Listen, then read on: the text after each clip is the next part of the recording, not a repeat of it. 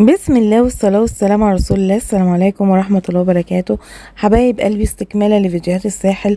النهاردة الفيديو بتاعنا هنعمل فيه روتين حلو قوي. هنشوف الشقة اللي احنا موجودين فيها، ديت الصور بتاعت الشقة. بس قبل ما نبتدي ما تنسوش اللايك والشير. التفاعل بقى ضعيف جدا، فياريت نعلي بقى التفاعل، واللي ما اشتركش يشترك معانا عشان يوصلوا كل جديد، وان شاء الله الفيديوهات اللي جاية ممتعة. دلوقتي ديت الشقة اللي احنا واخدينها. طبعا الفيديوهات اللي كانت قبل كده احنا في الساحل. النهاردة بقى هنعمل احلى روتين، لان احنا نعتبر كنا ماشيين تاني يوم. زي ما انتوا شايفين اليوم بدأ بقى بالفطار. هنحضر مع بعض الفطار. كل الحاجات ديت بقى اغلبها كنا جايبينها واحنا جايين، وحاجات تانية احنا شاريينها من المكان اللي احنا موجودين فيه. زي ما قلت لكم يعني علشان نوفر لنفسنا، طبعا اغلب الحاجة بنجيبها معانا واحنا جايين. البطاطس ديت بطاطس كرينكل برضو جاية مجمدة جاهزة، يا دوب بس ان هي اتحطت في الزيت. وقطعنا بقى خيار وعملنا طعمية، كان معانا عجينة، عملنا طعمية وفول وكل حاجة وبيض وجبنة قريش بطماطم وحلاوة بالقشطة. يعني دلعنا نفسنا. واحلى حاجة الاكل بقى مع المنظر الجميل دوت زي ما انتوا شايفين كده.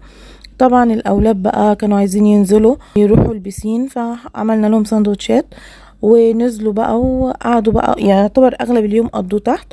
كان اغلب الوقت بيعوموا في المكان اللي هو مش غويط، علشان خاطر معاهم ولاد خالهم وهم صغيرين، فشويه بيعوموا معاهم، ولما والدتهم بتبقى متواجده بيسيبوهم ويعوموا بيروحوا بقى يعوموا براحتهم.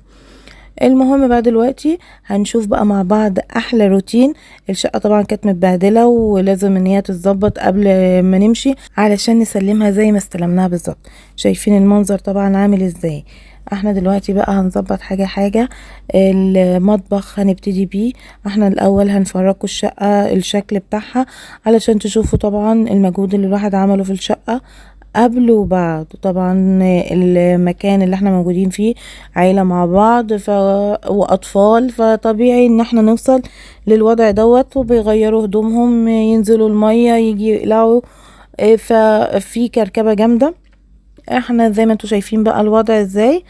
بعد كده بقى هنوريكم الشقة والترويق اللي احنا عملناه.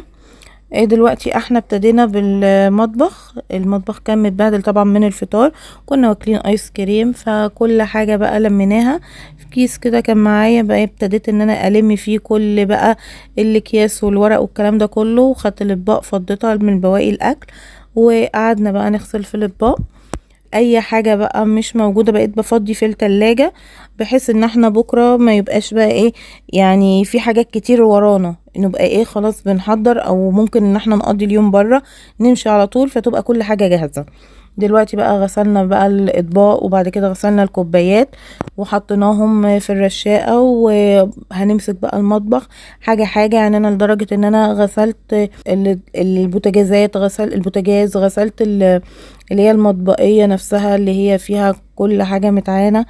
المهم ان انا خليته من الشقة كمان والله احلى مما كنا واخدينها. هي بصراحة كانت تعتبر كل حاجة جديدة موجودة فيها. بعد كده بقى بعد ما غسلنا كل حاجة وصفت بنشيلها في مكانها. انا هنا في بقى الاكياس ديت، الاولاد متعودين ان هم بيجوا ياخدوا من هنا الحلويات بتاعتهم، فحطيتها لهم رصتها لهم بحيث ان هم لما يطلعوا بقى من البول يلاقوا الحاجات ديت موجودة بتاعتهم على طول. وهنا رصنا المعالق وظبطنا كل حاجة. وبعد كده بقى هنغسل طبعا البوتاجاز، هنلمع كل الرخام دوت المية بقى اللي كانت نزلت من الاطباق بعد ما كنا صفيناها. بصراحة الواحد يعني بيعمل حاجة هو مستمتع.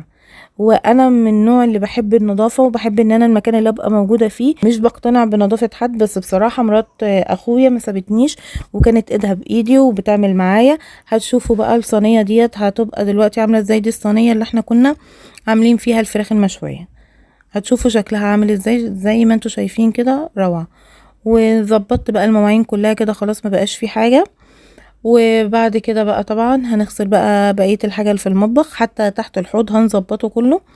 والازايز اللي كانت كتيرة اللي ملوش لازمة كله بقى شلته ورميته. وبعد كده بقى ظبطت الرخامة كلها. المطبخ الاوبن ده بصراحة انا بحبه، بتبقى شغال فيه براحتك كده واسع، والواحد بيشتغل براحته. وفي نفس الوقت لو اي حد موجود حوالينا بنتكلم معاه، يعني بيبقى فيه تسلية.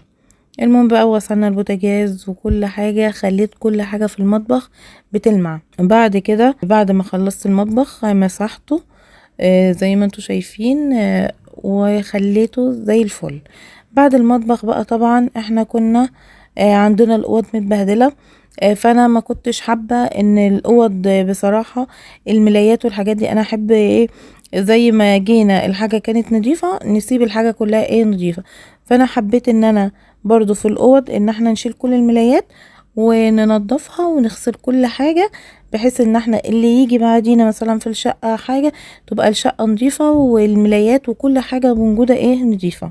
فانا بعد ما خلصت المطبخ بقى ونشفت سبته بقى وفرشته، دخلت على الاوض شلت الملايات، وطبعا كان فيه هدوم للولاد وحاجات بقى عايزه تتشال، لان احنا زي ما قلت لكم ان احنا كنا ماشيين تاني يوم، فعايزه كل حاجه عشان تلحق تنشف. زي شايفين المطبخ زي الفل. لو وصلت لحد هنا ما تنسوش اللايك والشير. دلوقتي بقى دخلنا على الاوض، شلت كل الملايات. طبعا انا كنت بعمل اوضه ومرات اخويا بتعمل الاوضه التانية، شلنا كل الملايات بقى وهوينا الاوضه وخدنا الملايات علشان خاطر ان هي تتغسل. وفي نفس الوقت بقى الاوضه كانت محتاجه برضو انها تتكنس وتتنضف. بصراحه احلى حاجه كمان التكييف في كل اوضه، الغساله اوتوماتيك، كل حاجه زي ما قلت لكم ان هي جديده. المهم بقى بعد كده كنسنا الاوضه، نضفناها، ظبطنا الدواليب، الهدوم اتطبقت على اساس ان هي تتشال على طول في الشنط اول ما يجوا من بره نحضر حاجات زي ما انتوا شايفين.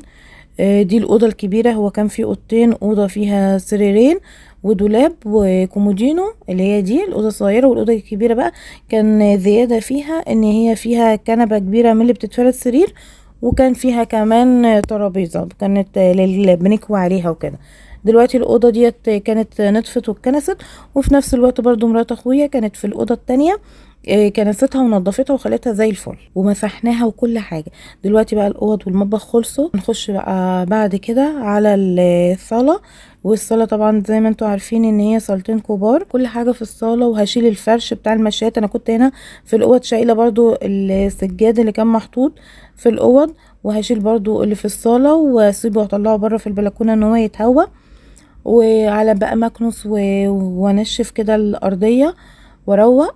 وبعد كده فرشت الفرش تاني. انا عايزه بقى الكل اللي بيتفرج على الفيديو دوت يتشجع ويقوم يشوف اللي وراه. بصراحه النظافه بتريح وبتغير مود الواحد اما بتبقى كل المكان اللي انت قاعد فيه نضيف، بالاضافه بقى للمنظر الجميل اللي الواحد بيشوفه قدامه من البلكونه. طبعا الولاد كانوا كل دوت في البسين، كل شويه بطلع ابص عليهم اتكلم معاهم اشوفهم لو محتاجين حاجه وبرجع اكمل تاني.